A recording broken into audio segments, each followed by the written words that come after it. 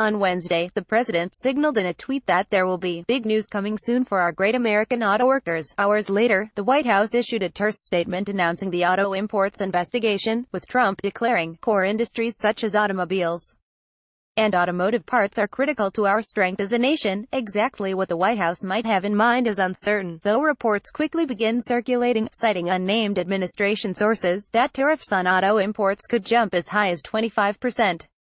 That would be a tenfold increase on the 2.5% duties currently in place, with the exception of the 25% chicken tax on imported pickup trucks that is a holdover of a decades-old trade dispute with Europe over American poultry. Ironically, the possibility is there that the U.S.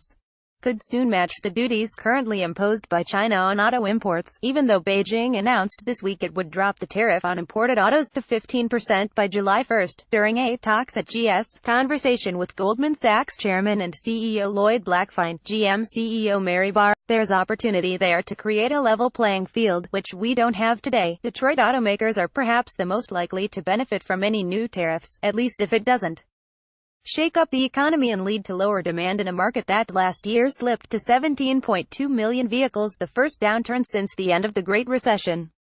One of the concerns held by tariff supporters and opponents is that vehicle prices could rise at a time of weakening demand. The thing in the auto industry that you always have to look at is if someone can't afford a new car, they'll buy a used car. And if they buy a 5-year-old or a 10-year-old vehicle, Barra said. Earlier talk of tariff increases were scuttled under pressure from the auto industry and, in particular, car dealers. Foreign automakers, who already have invested tens of billions of dollars in U.S. plants, were also voicing opposition. John Bozzella, CEO of Global Automakers, which represents foreign automakers doing business in the U.S., and some domestic parts suppliers, criticized the latest threat, calling it a bad day for American consumers. The U.S. auto industry is thriving and growing. 13, soon to be 14 companies, produced nearly 12 million cars and trucks in America last year, Bozzella said, referencing the soon-to-open Volvo plant in South Carolina. To our knowledge, no one is asking for this protection. This path leads inevitably to fewer choices and higher prices for cars and trucks in America. Exactly how the latest move by Trump will play out is uncertain.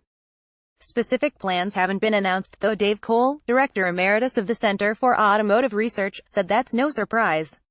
It's his bargaining style. He never puts anything out where he wants to end up. Cole said the tariff hike clearly is aimed at Trump's autoworker base, but while it is clearly a provocative move, it's likely far too early to see if it will result in more American auto investments and jobs.